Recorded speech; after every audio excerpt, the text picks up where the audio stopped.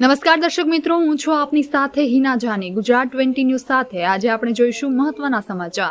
Lothal heritage site ખાતે 15 ફૂટ ઊંડા ખાડામાં માટીની ભેખડ ઘસી પડતા દિલ્હીની એક વિદ્યાર્થીની મોતને ભેટી.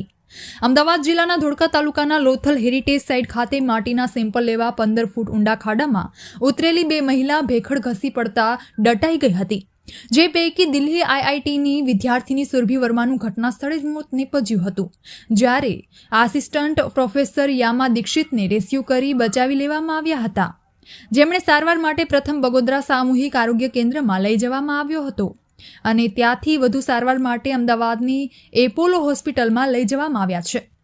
આ બનાવના પગલે અમદાવાદ ગ્રામ્ય એસપી ઓમ પ્રકાશ જાટ સહિતનો પોલીસ કાફલો અને ફાયર બ્રિગેડ તથા 108ની ટીમ ઘટના સ્થળે પહોંચી ગઈ હતી.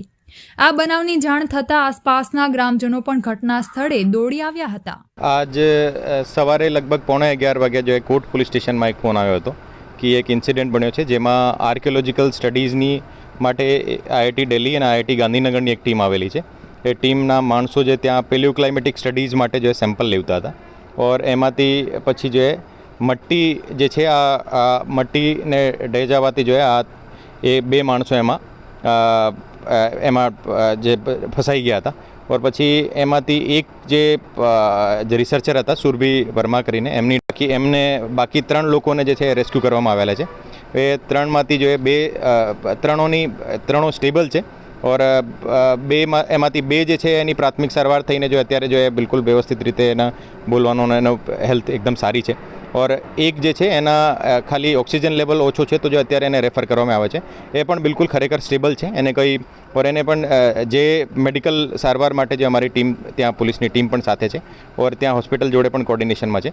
और એમાં કોઈ પણ પ્રકારની એને અત્યારે મેજર ઇસ્યુ નથી.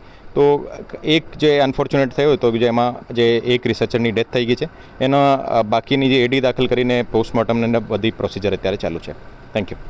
આપણી આસપાસ બનતી ઘટનાઓના સમાચારો જોવા માટે ગુજરાત 20 ન્યૂઝને લાઇક કરો, શેર કરો અને ચેનલને સબસ્ક્રાઇબ કરો. ગુજરાત 20 ન્યૂઝ ધોળકા.